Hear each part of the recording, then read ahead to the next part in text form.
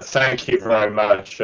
Thank you for the intro. And I'm going to, as you've given me a whole 30 minutes, I'm going to take the opportunity to actually discuss the nuclear industry as well and then how we fit into that process. Disclaimers and cautionary statements. Obviously, I'm presenting on a company and may make some forward-looking statements. You can find that within our presentation, which is on our website. I'm going to start with the industry first and then how we fit into it because that's part of the investment case. The nuclear industry is definitely within a period of renaissance. We have seen a real change within our industry. It's people's perception, both politically and within the general public, since COP26. We've seen a real change with increasing power costs coming through, particularly with gas costs, with an increased energy landscape of risk, particularly following Russia's invasion of Ukraine. We see a continued focus on a commitment to get off fossil fuels around the world as people try to reduce carbon emissions. And at the same time, as we're doing this, we're trying to diversify our supplies, as we're seeing from the IEB climate survey. So, there is a commitment to develop new energy sources and renewable energy sources, but there's also an increasing commitment to find this diversification option that's out there, particularly as obviously in Europe with gas. Uranium is very much part of this and very much a clear winner where it's going forward. And just to summarize, really, we've got an increased global commitment for greenhouse gas emissions. Countries continue to tighten up their targets to get to net zero. We have China, India, developing Asia with rapid growth rates out there on nuclear reactor builds. If you look at China between where it is now and 2040, it is quadrupling its output of nuclear energy and going from 2% to about 10% of its total energy source. It's also one of the biggest builders of renewables as well. You've got Japan restarting its nuclear power stations post Fukushima, where it closed everything down, and now you've had a strong internal sentiment within the population to get reactors up and running. In the US, you've got reactor lives extended from 40 years out to almost 100 years now. And focus on energy supply is key. You can get uranium, it's in small volumes, it's easy to secure around the world, except for where we are at the moment with the demand side coming strong. But on top of that, people have this view of these large reactors that are out there, and the small modular reactors are now becoming very much part of all of the strategies. Big reactors start in at 1,300 megawatts of capacity each. Small modular reactors go all the way down to 10 megawatts, up to 300 megawatts. Some are using existing technologies, simplified. Some are using very advanced technologies for development with special fuels going through. But the one thing that's standard across all SMRs is none of them are pressurized vessels. They're very much securer, safer than even what is a very safe industry on the big reactors already. But these are becoming part of where we can go. We can take out a coal-fired power station and put in an SMR, and you're now running on the same grid with full 100% almost clean energy across the board. Where we are sitting as an industry is uncertainty on the supply side, though. We've had years of underinvestment since the Fukushima.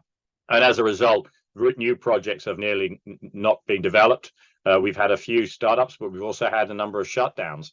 And at the moment, based on the WNA's recent report out in September, existing mines will peak out at 2028. And we need every single new proposed project that's out there, and even some unspecified supply to meet the growing demand that's out there. And this is where the positive side from the uranium investment point of view. But why does nuclear work? It emits clean energy. It is the lowest carbon emitter of all the energy sources that are out there. It's one of the safest as well. Low life emissions. It's very fuel efficient. As you see there, the one little egg of uranium will cover the same amount of power as 21 elephants. But what's also important of it is its operational capacity. Consistently, nuclear produces over 90% of the time its energy and averages at 93%, has actually been increasing. You compare that with the operational capacity and things like coal at 40%, gas at 57, wind at 35, and solar at 25. And I can say that from Niger, where we've looked at solar on our project, and we only get 25%, or will plan to get 25% of our energy from solar in the middle of the Sahara Desert. In addition, nuclear provides one of the greatest amount of energy in the smallest land space. So you compare nuclear there at the bottom at 0.3 meters squared for every megawatt hour. If you look at solar photovoltaics, you're looking up at 19 square meters for every megawatt. So vast areas of ground. So from a land use point of view, a big nuclear reactor will cover about 3.3 square kilometers. A solar farm producing the same amount of power will cover 150 square Ks. Wind will need over 700 square kilometers of land or sea to cover that position as well. So very efficient land use. There's a lot of talk in Europe, particularly, about where we're going to get critical minerals from. Again, nuclear is one of those industries that can produce energy, one with very low amounts of physical construction components. If you look at what's standard on concrete, steel, aluminium, copper, nuclear is very small. Considering that cement, concrete is one of the biggest emitters of carbon emissions, you've got a wind industry that's going clean, but one of its major construction components produces a lot of CO2. Similarly, we're desperate for critical minerals, out there as well. Again, nuclear requires very few of those, and the key one that it does need is chrome, which is relatively straightforward to get our hands on. And also from a cost point of view, it is actually on a levelized cost point of view on an equal basis. So if you're looking to understand how you can produce 24-hour power from an industry and you put in batteries for wind and solar, nuclear comes in at $122 per megawatt hour compared to solar at over 400 and wind close to 300. So it is there. They are expensive to build at the beginning. Small modular reactors look to be coming in a lot cheaper because of this ability to just manufacture in a factory. Again, another reason why places like China particularly are pushing very hard. And then on the back of that is the complementary asset side of it as well. The ability to get into things like centralized heating. We're seeing that very much in places like Finland, in Russia. Marine applications, a lot of work going on putting nuclear reactors into bulk shipping, which allows the ships to go faster and carry a lot more material as well. Desalination, hydrogen as well. 70% of all the energy that comes out of a nuclear reactor goes into the space. The industry is working on converting that to support the development of hydrogen production going forward, and its ability to take energy with an SMR into very wild-flung places where there is no grid. And Africa is very much part of where that is going. So when we look at the supply side, our problem here is that we've been relying heavily on secondary supply. That secondary supply, which has been filling the supply gap, is disappearing. We currently consume about 190 million pounds of uranium a year. We only produce about 140 million pounds. We're looking at old projects declining and or closing, which is creating a bigger problem. There is a string of new projects to come forward, but they need higher prices and they need the time. It's also shown recently that there's no guarantee. The river, Cameco's mine, just a couple of months ago, took £3 million out of their forecast for this year. Peninsular Energy had a contract change, which shut them down for 2 years. Somalia in Niger at the moment is not operating because of embargoes on transportation. So we continue to see risks here on projects trying to get into production and impacting. And when it is beautifully with 2 mine permitted projects working in a market where the uranium price is going up, looking to get these projects, one that's already finished its feasibility study in Madaouela in Niger, and Matanga, which is close to finishing its feasibility study, and getting those into development. We have a lot of exploration on these projects, but we've got very large resources, and these are long life projects in their own right. Madawaela is the first of them, and we've taken this one all the way to feasibility study. It's in uranium mining jurisdiction in Niger, and I will comment on Niger's politics in a minute. It's got all the good infrastructure sitting around it. We're next to the old mines of Somaïr and Cominac. We have water, we have people, we have infrastructure all sitting there. Obviously, at the moment, there has been a coup in Niger in July of 2026. ECOWAS, the West African governments, have completely locked down the country at the moment in a demand to have a democratic government come back and be replaced in there. The result of that embargo is that there's nothing going in or coming out of that country at the moment, and all international financing to it has been reduced such that the government had to put out a new budget 40% lower than its previous budget going forward. The government is there. We continue to work with the ministries such that they are at the moment, and wait to see where this ends up. Most coup countries have consistently seen their mining operations continue. We've seen that in Mali with the gold operations, in Burkina Faso with the gold. So mining tends not to be long-term affected by the changes of government that come through in Africa. But at the moment, we need to see where the political position comes to the end. We completed a feasibility study last year in September, and as soon as we had done that, we went out onto debt financing. In July the 26th, the day of the coup, we actually received our final LOI from the debt financiers. We have letters from a various number of export credit agencies and DFIs, development finance institutions. These are all government-backed financing. None of them have walked away, but what we have done is just place everything on pause while we wait for the geopolitics of Niger to settle down and see where we go to in the future. But they continue, even as short a period as last week, to tell us that they're still committed, but we need to see where the politics of Niger come to. Once that is in place, we'll work on financing our project. I assume that will take 9 to 12 months. Then it's 2 years to build. At the moment, we would still be on track, but it's more likely to be deferred now to 2027, subject to sorting out the geopolitics. One of the benefits for Niger, though, for GoviEx, though, is that most companies only, and particularly African companies, only have a single project, and we have a second project. We have the Matanga project. It's fully mine permitted. Its feasibility study is well underway, due to be completed in the middle of next year. It's really well positioned just north of Lake Kariba, right next to Kariba Dam. So all of its power will be hydro-based.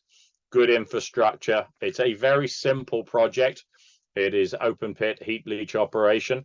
Its grades are lower than the grades in Niger, but it benefits from an exceedingly low acid consumption. And at less than 9 kg a ton, I put that in comparison with the majority of projects in there, Niger, mines, etc., run over 100 kg a ton. Madawaela is 50 kg a ton. But this isn't a country with a copper belt that actually produces acid, lots of it.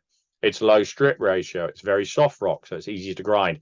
Very low power consumption. We recently did an infill drilling program to move from our inferred to our indicated. Had a substantive change in that. We went from 25% inferred up to 75% measured and indicated. We saw the resource grow by 18%, and we also saw our grades go up by 7%. We've continued some additional infill to convert some more of that inferred across as part of the EFS. We had done a PEA back in 2017, very low capex. These numbers can no longer be seen as valid as we have a new 43-101, but they're still account for what they were when they were put out. At $65, this is $189 million net present value. At 70, it's $240 million. So it's a very valuable project, long life, very high rate of return. At $65, it's almost 30% IRR.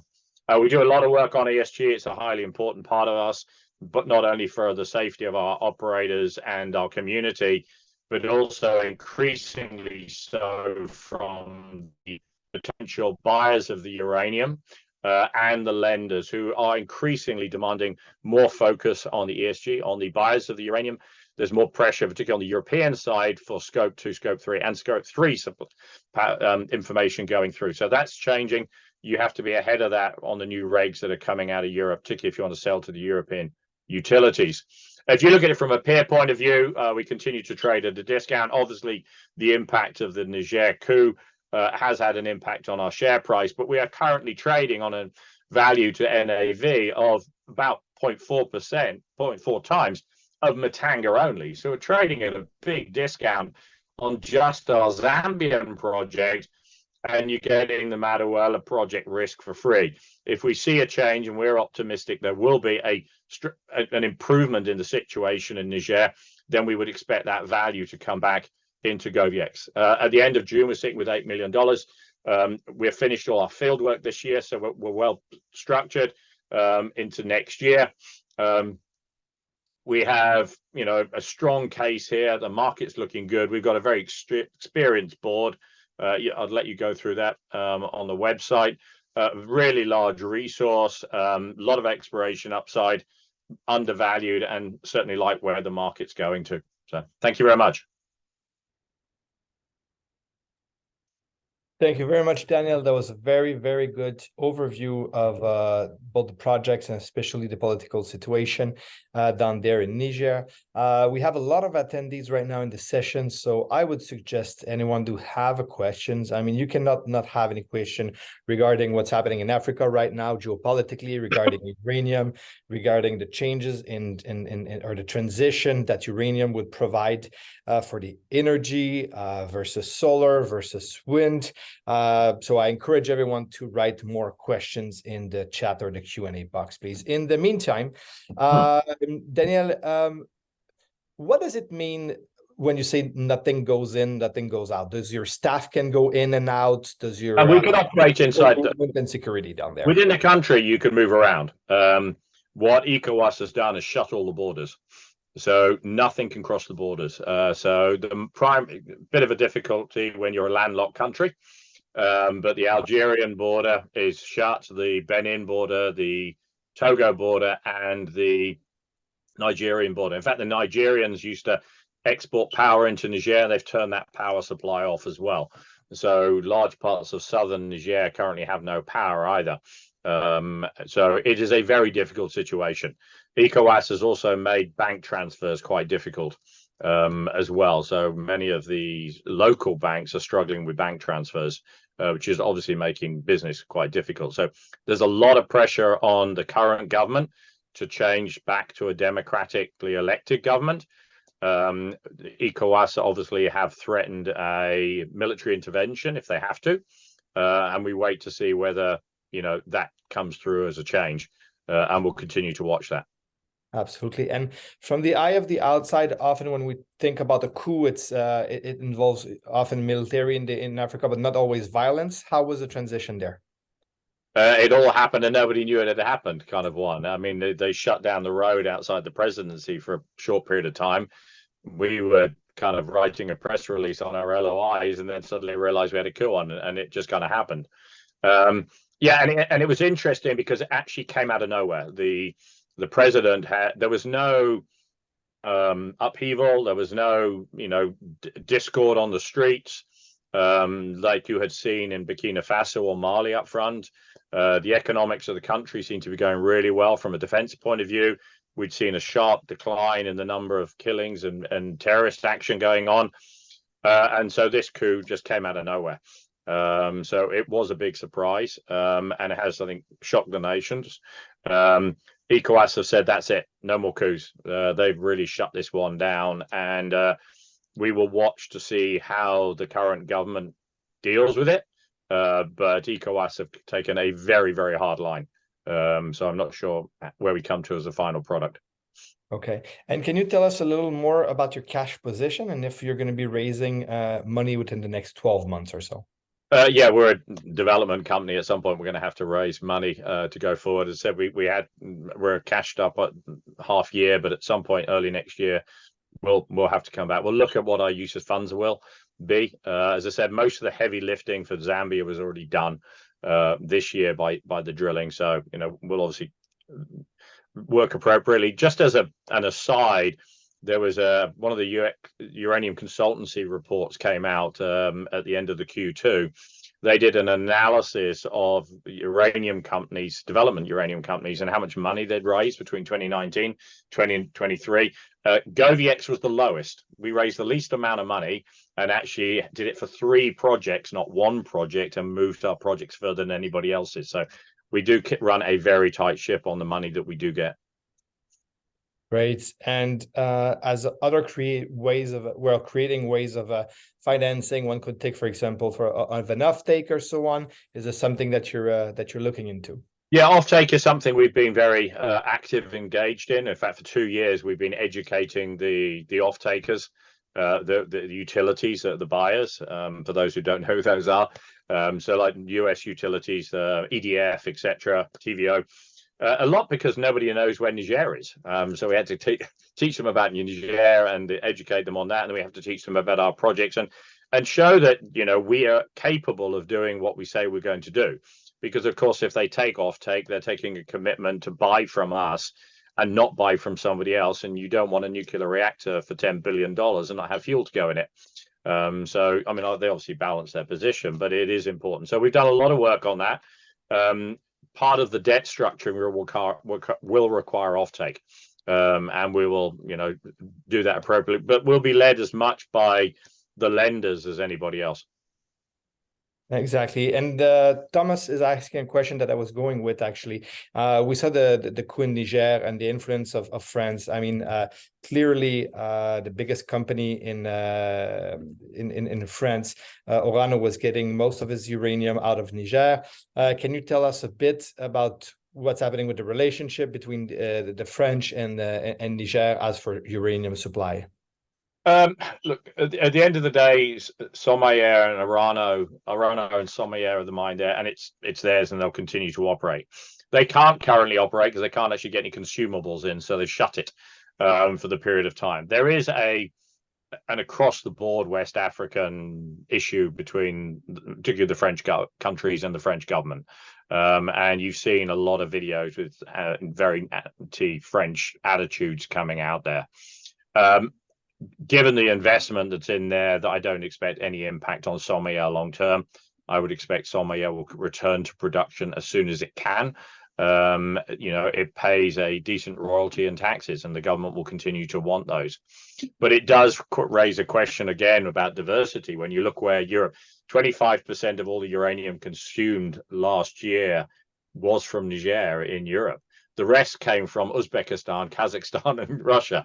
So an interesting eclectic group, and a lot of them difficult. I mean, moving material out of Kazakhstan is difficult. Russia is using it all for its own supply now, because it's actually got so many forward contracts into other areas that it hasn't got any spare to come across. So this is one of the geopolitical problems that's sitting there, and why certainly Euratom is going out to its utilities and saying, guys, you've got to expand your inventories that you're holding because these geopolitical issues are becoming bigger. Absolutely. Well, this is for sure not just interesting, but we can discuss that with passion for a very long time. Other questions about the political situation by Adrian. If the political situation resolves satisfactorily, how long will it take to get back to making normal progress on the project? Yeah, I mean, the first thing we'll do is go straight back to the governments we're associated with. And I think that's why you've seen a lot of action by the North American governments, the European governments, to get a resolution here. We've had a lot of feedback from the potential lenders out of those regions that, you know, if we get back to a normal situation government-wise, or what they would be satisfied with, we don't know what that would look like. They're more than willing to come back to that table and renegotiate. Fortunately for us, you know, a lot of the work has already been done by a competitor on how to work in country for the banks.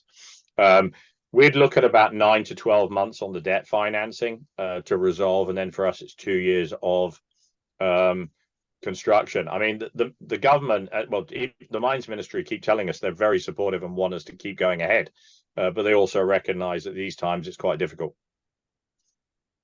Absolutely. And as you mentioned earlier, Russia, Uzbekistan, and Kazakhstan, and so on, with what's happening, the world maybe moving in different geopolitical trends, one of the West and one of the East bloc, we can say, or BRICS or whatever. Where do you see the demand for your uranium coming from? Do you think at the end of the day you would be able to sign more deal on the Western world or more with the BRICS? If you're signing at the moment, the biggest off-takers out there are the US and Europe. I mean, they just by natural fact are just have the biggest power grids that are out there. If you're looking it into the long term and you're going 2030, 2040, absolutely the opposite. China is going to become one of the biggest consumers of uranium. They have a different problem because they actually don't produce a lot of domestic. And they find it very difficult because of safeguarding issues where you have to commit that you are not going to use your uranium if you buy it for anything other than civil use. And obviously companies like CNNC and CGN are interrelated to the Chinese military system. They have a problem with safeguarding. So the Canadian government, the Australian government are very strict on that. And as a result, shipping out of Canada and Australia to China is quite difficult, which means, Africa has to become the place that becomes part of that whole Chinese access for uranium going forward, which is why you've seen a lot of investment into Namibia already. And the Chinese actually have a small project in Niger as well, which they had to shut down in 2014, but have indicated they want to start up again. All right. We ran out of question in the Q&A or in the chat. We still have 2 minutes. Yeah. What would be the message you want to send out to investors that are here, that obviously eyes are starting to turn on uranium? I mean, since Sprott got their uranium physical, I mean, they really help out the industry and so on. So what would you like the investors to know or really to have as a closing statement? Yeah, I mean, the first one is the industry itself. We are now very, very clearly in a very tight market. Getting material is an excellent presentation the other day by the Sprott guys, and they were talking about buying material in the spot market. And, in the past, 2 years ago, they could have got 500,000 pounds, not a problem. Now they're struggling to get more than 100,000 pounds without moving the market. So you've got to that position. That doesn't affect the whole industry, but it's guiding where the industry is going to. As I said, a lot of the utilities now, they had to deal with the back end of the market. They're now desperate for the front end, which is the U308, and a lot of RFPs. We saw no RFPs back in 2019, 2020, none. Now they're coming out regularly every month, new RFPs requesting long-term supply. There was an interesting one came out, one utility who's now put a floor in at 58, but they've got a cap at 90. So that tells you where they think uranium prices are going to. That's a big utility. Put a cap out at 90. So they're starting to panic out there. And it tells you where it's going to. For us, one of the very few permitted projects. We've got 2 of them that can get going. Yes, Niger is an issue at the moment, but I think that will resolve. In the meantime, we will get on with Zambia and move that one forward. And hopefully we then have 2 uranium projects up and running in Africa. At the time, the uranium market looks awesome. Well, perfect, Daniel. Thank you very much for this closing statement. I think the message here is that the real supply is really shorting, and therefore maybe a great market in the upcoming years for sure. Daniel, thank you very much for your time. I'll let you go on this, and I'll be welcoming just now Mr. Lewis Black, the CEO of Almonty. Daniel, thanks again for your time. Always pleasure. Bye.